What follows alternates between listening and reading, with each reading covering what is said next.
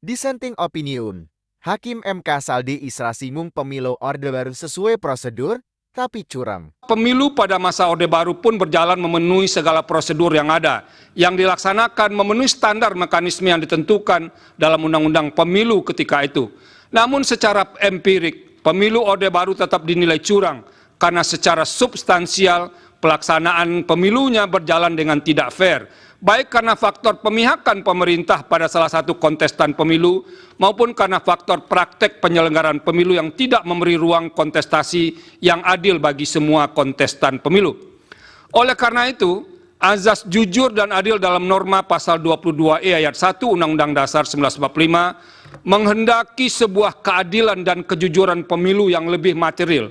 Jujur dan adil yang dikehendaki bukan hanya sekadar sikap patuh pada aturan, melainkan sikap tidak berlaku curang, tidak berbohong, dan tidak memanipulasi atau memanfaatkan celah hukum atau kelemahan aturan hukum yang ada untuk melakukan tindakan yang secara esensial merupakan praktek curam dalam sebuah konsentrasi.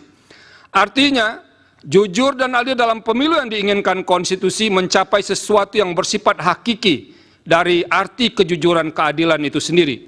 Dalam arti, ukuran kejujuran dan adil bukan sebatas melihat dari sisi formalitas prosedural hukum, melainkan juga mencakup aspek yang berada di atas hukum, yaitu etika in casu etika dalam kontestasi pemilu. Etika dimaksud meliputi aspek bagaimana aturan main pemilu dirumuskan, proses pelaksanaan yang tunduk pada sikap jujur dari semua pihak, dan kehendak untuk menahan diri oleh semua pihak untuk tidak memanfaatkan kelemahan hukum pemilu untuk berlaku curang.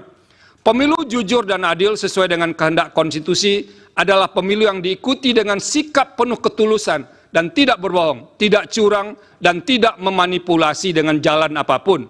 Pemilu jujur dan adil adalah pemilu yang diikuti dengan sikap apa adanya, di mana antara pemilih dan calon yang dipilih sama sekali tidak terikat oleh sebuah praktek transaksi politik yang tidak didasarkan pada sikap dan tindakan yang mencederai kejujuran dan keadilan pemilu, sehingga bermuara pada rusaknya pemilu yang berintegritas.